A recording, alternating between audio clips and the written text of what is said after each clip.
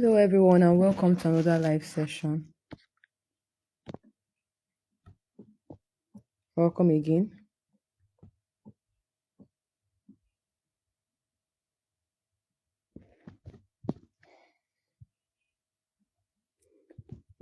So, today we are looking at from decisions to momentum. Yesterday, we talked about how making decisions can actually affect your life, depending on how much time you take to make those decisions. So, for small decisions, you don't go make it spending an entire month to make a decision that should have taken you minutes, 2 minutes or 10 minutes. You know that this thing is going to take you like 10 minutes to do.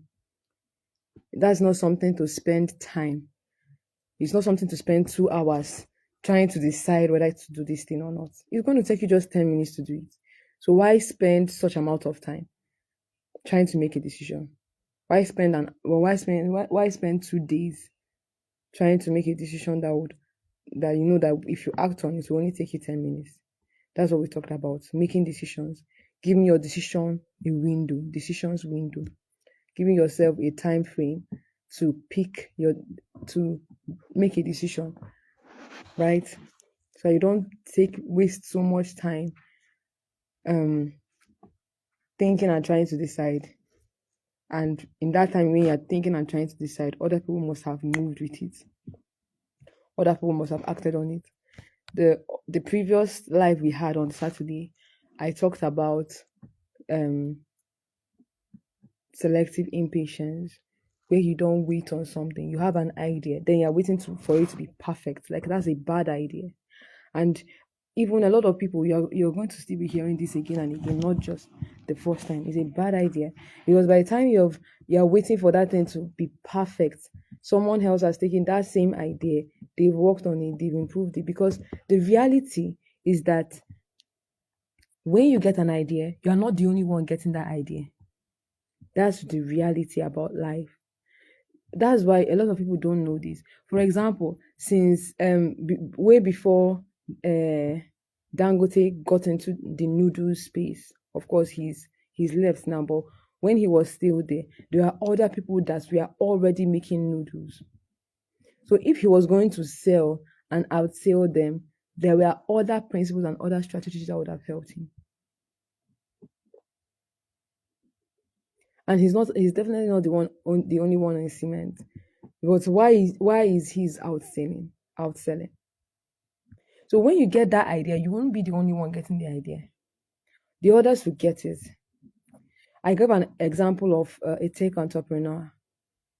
She was into tech and she had this idea to develop this app or this tool, and she waited 2 years trying to do everything and perfect everything. But by the time she was out, competitors had already taken over the market, already brought out their own ideas and their new implementations, their new inventions, and she was still coming out.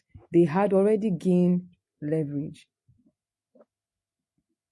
She would have gained a huge part of the market share if she had been working that 2 years. This is as simple as, now that the internet has made everything easy for us, going out there, making your idea like known, showing people the step by step, documenting your steps alone. That is a strategy too. Not waiting for everything to be perfect. That is how you make something perfect. It will even look fake. That's how you make something perfect to look so fake. But when you just like bring out, show us the step by step you've been taking to go through that thing, it brings a form of relatability. We can relate because there are a lot of people who have ideas that they are trying to build, and when they see you build and see the kind of progress you made, they are encouraged. But what do? You go and hide in your little space because you're trying to make it perfect. Then it looks like, no, that's not it. It's really not it. You lose trying to do things like that, trying to wait for perfect moment. And at the same time, we created a balance, saying that it doesn't mean that you should be reckless in your decisions or in your actions. It doesn't mean. It means that you are still acting, you are still making those decisions, you are still taking those steps, but with surgical precision. They are still taking those steps, but with surgical precision. And what is surgical precision? I gave that example of being in a theater. And in the theater, as a medical doctor, there are times where you rush. There are times where you need to rush and get some things done. Then there are times where you slow down and take your time. And you need to know when to rush and when not to, because you are dealing with a human life. And that is what I meant when I talked about surgical precision, following those strategies, those plans, those decisions, the ideas with surgical precision. So now that we have talked about that, today we are going to take a step further, because knowing when to act is one thing, but turning those decisions into consistent momentum, that is what separates high earners from everyone else. Most people think that their biggest problem is strategy. So they want to make 20 million now this year. So okay, or 20 million in a month, and the highest they've made is maybe 20 million in a year, but they want to 10x their income. So they're saying 20 million in a month. So what's the strategy? Okay, I would sell this to so amount of people for so amount of naira within this month to make the month. So that's like a strategy. So now you've made a strategy. And then some people think it's like the strategy, for example, coming to talk about maybe coming to improve segments of your product, tell people why they should buy a similar product or an improved version of your product for a higher price. So that's like a strategy. You're already bringing the strategy. One of the strategies is bringing in an advertisement agency that would run ads for you, a marketing agency that will carry out the marketing campaign to employ more staff. But that is not really the biggest problem. The biggest problem is not trying to bring out the strategy. Because if you take your time, you can bring out that strategy within a time window or a time frame, the space of time that you give yourself to make out the strategy. But the real problem is execution. That's like the biggest problem. Following through. So now you give yourself deadlines, you define the decision windows, you define the time how long you want to take to make the decision. Probably this is a big decision, right? You want to make an investment, you want to buy an investment property, and you take maybe 1 or 2 days. Now you've made the decision. So after making the decision, what next? You've given yourself deadlines, you made that decision. You acted or with that decision you made. But the thing is, momentum doesn't just happen after a decision. Momentum is built deliberately, step by step. So after that decision, what next? Now I want to discuss the main segments of building momentum. Because how you go from level to level is by building momentum gradually. So Dangote didn't just... I was saying that Dangote did not just become Dangote just like that. I hope you can hear me. Dangote did not just become Dangote. Now his name has momentum. Now he has momentum. His momentum was built with small steps. So the first segment of building momentum is what I call making like small wins. Having small wins, wins, W-I-N-S, wins. Having small wins that create big confidence. Because whether you like it or not, you have to have that confidence. You have to bring out that confidence. It has to be there. And it doesn't just come. As a doctor, when I first got out of medical school, right, I had seen where there's something called cannula. They put it through veins. They put the cannula through veins. So I had seen again and again how people put it, but I had never really tried it. So I remember when I got out of school, I went to a hospital, My mentor was there. So she works at the emergency department. She told me, that was one of the men that came. Because I had watched it again and again, I looked at the man's veins. He was very prominent. I knew I could get the veins, but I wasn't confident. Like I knew, like the veins were very prominent. I'm just using this as an example. This is the man's hand. His veins, mine are not. I don't know. I don't know if he's very prominent. His were more prominent than these. Very prominent, and I knew I could get the veins. He was an albino man, so he was really fair. So even with the fact that the veins were popping, they were also greenish, so you can even see the line. So, but I knew I could get the vein, but I was not confident because I had not done it before. I had just been watching and watching and watching, and I knew the steps and how to do it and how to remove this thing. So my mentor said, come and set the line. So I remember when she said it, I was like, ma, I wanted to I wanted to like dodge it.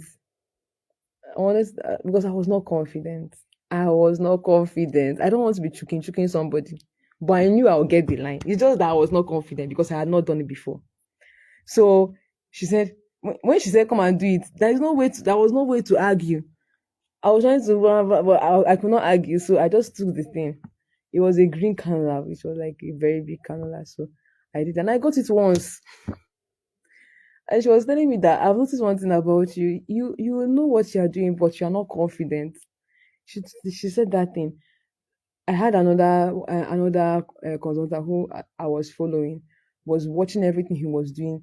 If you ask me, okay, how to do this now, I'll say, okay, this is how you do it. You do it. You do it like this. You do. I'm saying what to do, but I carry it and do. Hey, Jesus. So he also told me the same thing. He said, you know what to do. Well, your problem is confidence, and you need to work on it. So now, I got to understand that it's not in the knowledge. It's in the doing. It's in the actions. When you take the actions and you get a small win, just these little actions, you get a small win. It builds, your brain records that. Oh, I've done this before. Because now, as you're seeing me now, okay, that same vein now that I was being, now I am like the overconfidence. I get it once. I don't try to, I'm not thinking, hey, I will like get it. As I'm looking at the hand, even if it's not visible, I will make it visible and I will get it. Now the confidence is on another level. But for me to get to this level of confidence, it required practice. It was no longer a knowledge thing. I had to do, and it took small steps. I'll do it and I'll get it. Sometimes I'll do it and I might not get it.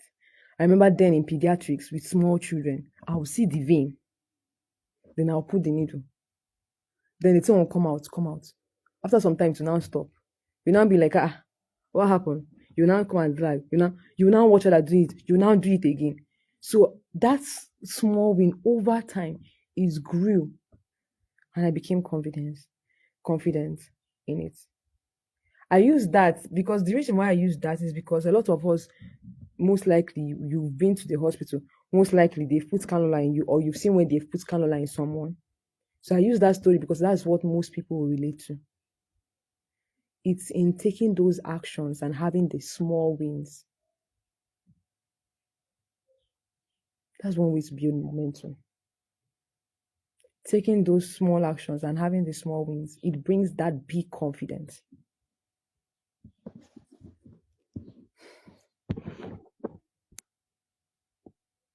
So there is no need of emotional back and forth.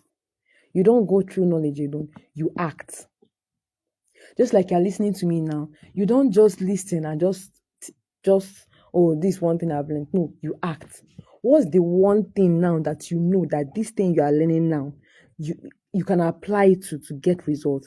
No matter how insignificant that thing is, just act on it using the knowledge and the information that you're getting from these live classes. When you act on it and you now see the results, when it now comes to the main thing that require you using this knowledge, it won't seem like such a drama. You won't be like, nah, I don't know. Nah, you won't be like that. is building trust in yourself, having that big confidence. Every time you make a decision and follow through without overthinking, reopening the same choice, you are sending a signal to your brain. Your brain is recording the fact that you trust yourself. You begin to trust yourself. So you start with micro decisions, even something as small as confirming a meeting, sending an email, or making a minor investment move counts. Those small wins, they compound over time and they create that big confidence. What was the second segment about? Momentum building. The momentum ladder. What's the momentum ladder? The momentum ladder is just like um making taking small steps that lead to the bigger step, or the bigger move, the big move.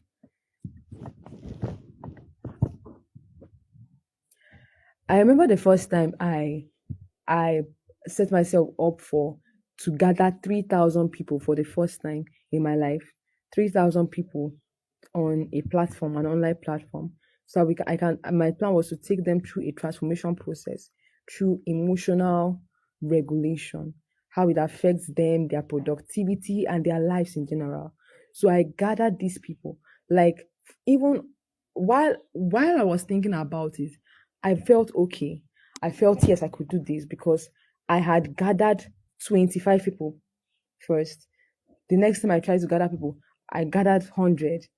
From there, went to 200, then 300. So it was not really like something that was impossible because I had done small steps.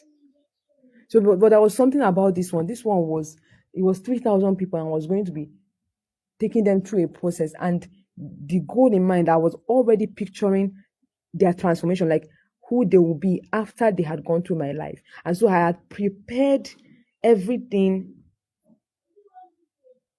I had prepared everything in order to hit that target, that thing, that picture I had in my mind. Of course, I achieved it, but there's something I want to explain. Just follow me. So, I remember gathering them. I had to speak with a few people on in the DMs. I had to speak with them, tell them about the vision, the plan. So they came with me and they helped me pull it off together. We pulled it off together. And so while the process was going on and we are gathering people and everything that was involved, I was cool, I was okay. I was even prepared going through my classes again, just be sure that everything is okay and everything I'll have to explain. I was going through it again until few days, like 10 days. I remember we made the flyer for countdown. So there was a flyer for 10 days to go, 9 days to go, 8 days to go, and so on. So on the day where I posted the 10 days to go, that is when I now felt a different kind of emotion. It was like suddenly I was scared, and I kept wondering myself because that is how this emotion thing works, and if you don't understand it, you won't be able to leverage it for your success. So I had to calm down and ask myself, where was the emotion coming from? Because I didn't understand. Because I had been okay days before then, months before then, weeks before then. I had been preparing for this. I was fully prepared. I was ready.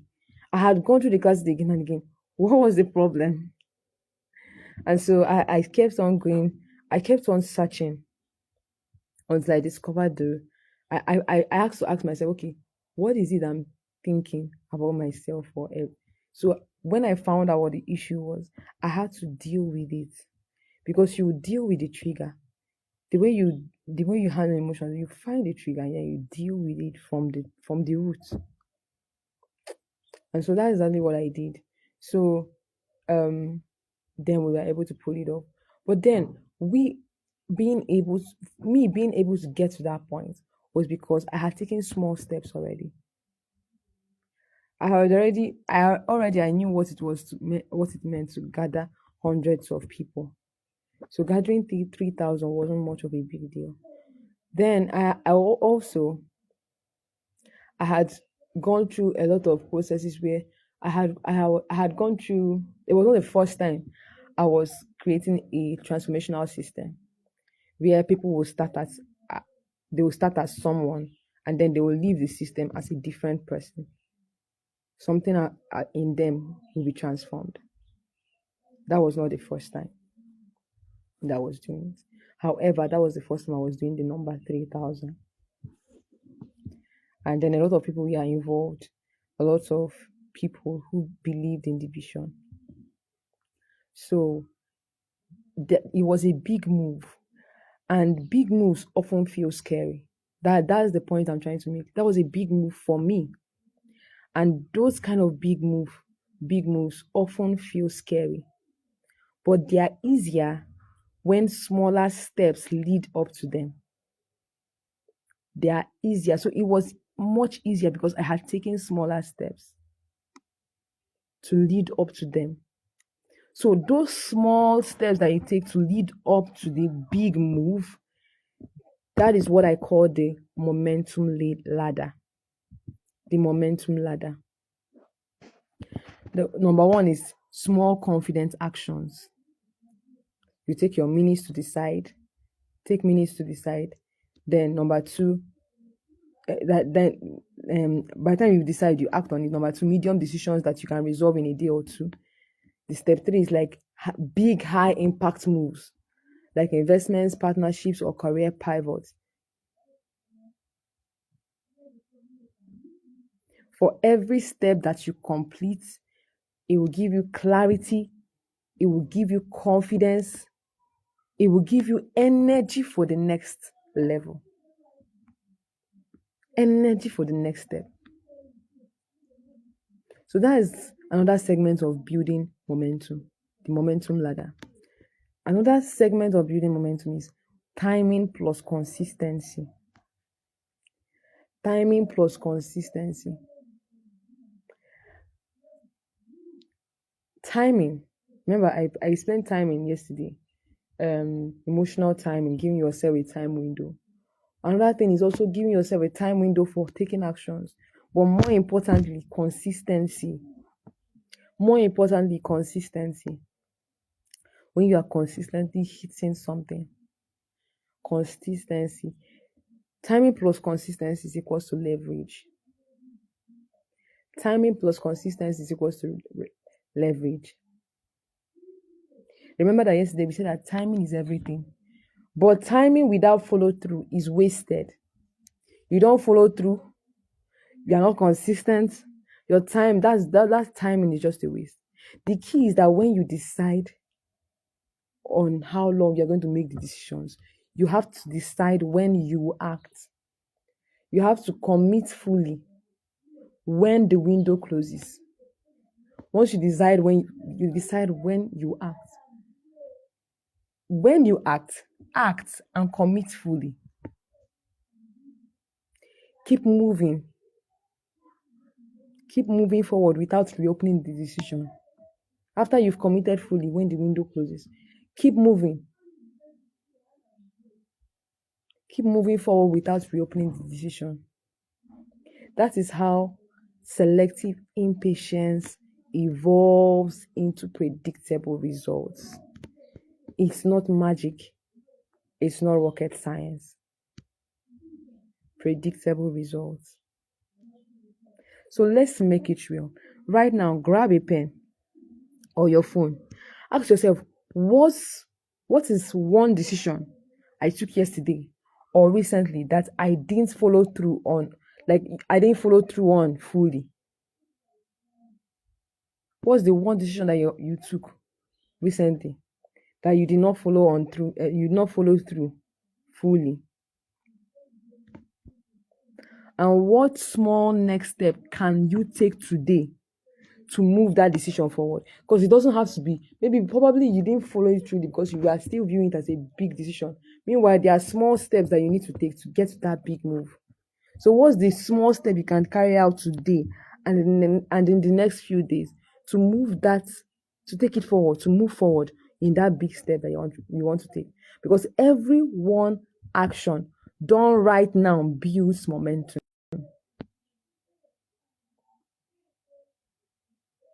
At the end of the day, it's not just what you decide, it's how you turn those decisions into motion. High earners don't just think differently, they act differently. They build momentum by structuring both their decisions and their follow through. They build momentum by structuring both their decisions and their follow through.